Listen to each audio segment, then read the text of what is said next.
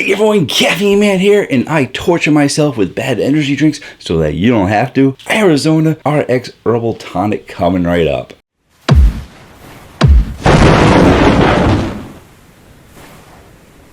Hello again everyone, thank you so much for joining me today, really do appreciate it. And in today's video, we're going over Arizona RX Herbal Energy. This drink has been around for a while, I've known about it, but haven't really wanted to review it for several reasons. I typically stay with the regular energy drinks. Teas and coffees don't always perform that well, but this really isn't a tea or a coffee because it's an herbal tonic. And I also haven't heard that many great things about it because it's an herbal tonic. But I said, what the heck, let's go over it anyway, in case you were curious about it, in case you were thinking about picking it up. And one of the reasons why I don't drink Arizona much anymore, I mean, listen, Arizona is a great price. You get a lot of volume for that price, and I used to be a huge fan. One of my favorites was the green tea with honey. I was like, oh my goodness, this is amazing. It is healthy, it's got green tea, a little bit of honey in there, and eventually someone said, well, it's got honey in there, did you see how much sugar it has? I look at the can and I'm like, oh, well, it's got 33 grams of sugar, and that's kind of a lot. But that was for one serving. There was 2.5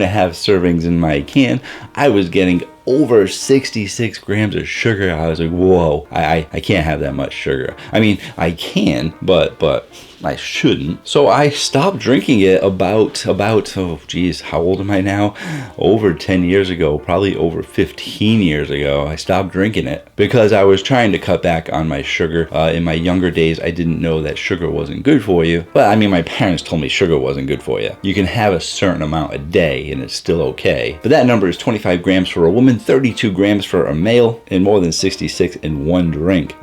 Not combined with all the stuff I had throughout the day. Way too much. I cut back. Let's get into this drink. First up, we're going to be starting with a nutrition facts panel. It is really good that nowadays, I don't know if it was an FD regulation or not, but now they have to put one serving, and they also have to put how much is in the entire can, which is very helpful because you're not getting 150 calories in this drink that is not resealable. So you don't really want to drink it later. Maybe you do. You're getting 280 calories, 0 fat, 0 sodium, 70 grams of carbs, coming from 67 grams of sugar. Yes, may only be 99 cents and could potentially be healthy for you, but they're promoting it as being healthy. It's an RX herbal tonic with all these natural ingredients in it, which we'll get to in a second, but still, 67 grams of sugar. No one can call themselves healthy with that much sugar in their drink. And 61 grams are from added sugar. So basically you're getting some sugar from the juice that they have in there. They have actually 10% juice, which is relatively high for an energy drink, but that sugar from that 10% juice is 6 grams. The added sugar is 61 grams. You're also going to be getting 70% your daily value of vitamin A, 120% of your vitamin C, 45% of your vitamin E, and let's toss in a little bit of potassium at 2% your daily value. But now for the interesting part,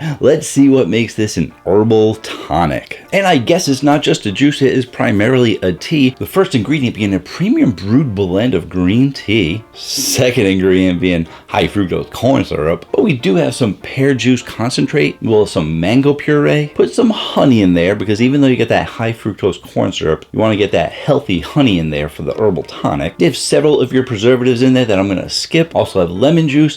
Caffeine is listed right in the middle there. That is interesting. We'll get to that in a second. But we're also looking at some guarana root extract, panax ginseng extract, eleutherial root extract, and shishandra extract. I don't know what those things are, but they are at the bottom of the ingredients list, so I'm guessing there's not much in there, and I'm guessing they are herbal remedies that don't work in real life. I also love this warning statement that they put on there. I'm gonna have to put it like really thin at the top. It says this is not a food, obviously, not a drug, although it has caffeine, which is a drug, and it is not intended to diagnose, treat, cure, or prevent any diseases. And they're saying that because it says it's an herbal tonic, and I guess herbal tonics are supposed to do that stuff, but Arizona is saying not our herbal tonic. And I have to say, if you bought this thinking that it was going to treat, cure, or prevent any diseases, then you got some issues. It's a bit harsh, but it's a true statement. What's that? yeah, they do have some issues. See, you thought I was being mean. You thought I meant some like mental issues, but no. They had some physical ailment, some physical issue, and wanted this drink to help out. Thank you for clarifying that for me. I didn't want you guys to think I was being mean.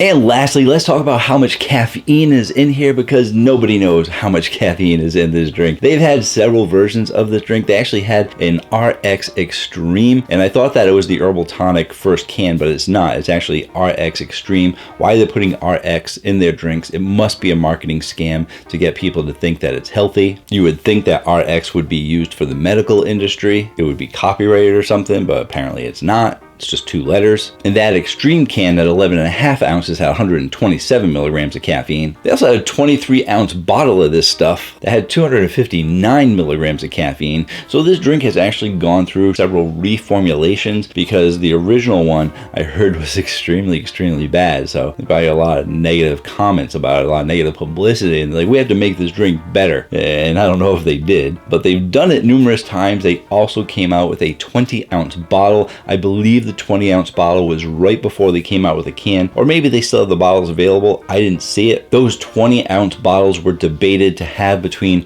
111 and 130 milligrams of caffeine. People weren't really exactly sure, and was that per serving? Did it have 230, or was it just a 127? Then we get to this 22-ounce can. From the information I found online, it was debated. Some of the stuff on Amazon said 160 milligrams of caffeine. Problem is, anyone could put that information on Amazon. I checked out the Arizona website to see if they listed the caffeine content. I couldn't find it there. And I did find some other that list the caffeine of lots of different drinks, and another one said 160. So we're gonna go with about 160. It could be 120. It could be somewhere in between there. And if you're between 120 and 160, not a huge difference in those numbers unless you're sensitive to caffeine. But I did try and do my research to get you the caffeine amount. It's around that much, which is much less than 10 milligrams per ounce, so a little bit less than your regular energy drinks. Let's go ahead, let's taste it out. It also says no preservatives, no synthetic color, and no artificial flavors. So they really are trying to convince you that this is healthy because it's got no preservatives, no synthetic color, no artificial flavors. On the front, it says that it has an invigorating blend of green tea, tropical and citrus fruits, Panax ginseng, ethereal roots so it can move through different dimensions, guarana, shishandra, vitamins A, C, and E. So they're making it out to be a refreshing herbal tonic, but you're still not going to really be able to get past that 67 grams of sugar in there. And they got people running on here, and there's a signature on the bottom of James W. Lippitt, and they let you know that this is not genuine unless it's signed. So it does look like this is from James W. Lippitt. Don't know who that is. I'm sure a lot of you want to know who it is. So why don't we go ahead, let's just look it up on the spot. I was going to taste it out, but I said, well, they're giving you all this information on there. I should give you that information as well. Wow, this is not useful. How much power do I have left? I probably just spent 20 minutes trying to look through to find out who it was, and apparently it's James W. Lippincott. There's a lot of different Lippincotts out there, but none of them are related to Arizona Energy. None of them are in the health industry that I can find, and most of the things I'm finding is from a website of Ancestry.com to find out if you're related to him, and find a grave, because apparently there's a lot of dead James Lippincotts too. And there's even one person on Reddit that said they contacted Arizona to find out who that was, and they said it was just a marketing ploy to get people to buy it. Doesn't sound like it's very accurate. It sounds like the person on Reddit made that up, which can happen a lot, because why would they have a marketing ploy to put a fake person on there who doesn't exist, that no one knows who it is? You'd want to put like a famous person on there or something, right? Let's just taste it out. Here's the bottle. It's a big bottle, so I got some massive shine on there. There we go. Much better. It says to shake well. Contents may settle. It's not carbonated, so they give you enough space in there too. I can feel the space so that you can really shake it up well. Give it a second or so. I've had tons of non-carbonated stuff splash on me. A lot of pressure in there. There we go. There we go. Even though it's a premium blend of tea, they're giving you lots of juices in there between that pear puree and mango puree, and they don't use any artificial colors in there, so that's always good. And the moment of truth, how does it taste? Cheers to your health.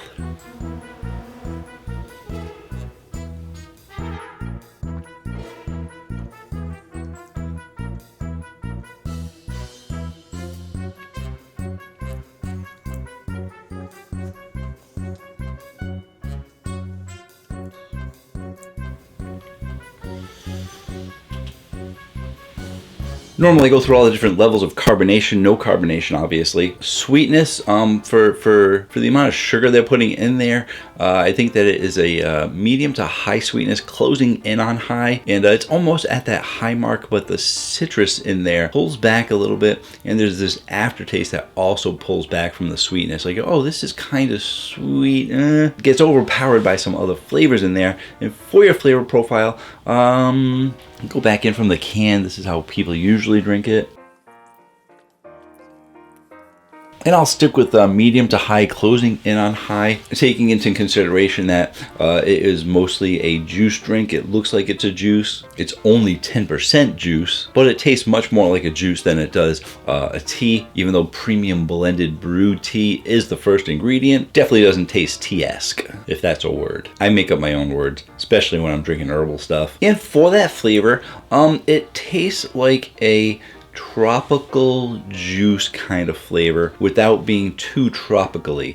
I've had a lot of tropical energy drinks, and you can get mixes of lots of different flavors. I think because they're only using like a pear puree and mango puree, you're getting a lighter kind of tropical feel from it, because those flavors aren't overly strong flavors. It's not like they put orange or pineapple in there, which can be a little bit more acidic and a little bit stronger. No lime in there. The fruits that they use, the concentrate, is relatively light. But also mixed in with that flavor is this little bit of a negative flavor that then lingers into the aftertaste. And I'm thinking that the flavor that's lingering is sort of an herbal flavor. I don't really take many herbs or anything like that. And I'm guessing it's one of those things. I'm guessing it's not the guarana root, because I've had guarana, I've had ginger, I've had Panax ginseng extract. I don't think it's any of those. I think it's something similar to those, maybe those roots that I can't really name. They're on the bottom of the ingredients list. And maybe it's a touch of the added caffeine that didn't get covered up that well. I'm trying to hone in on it, but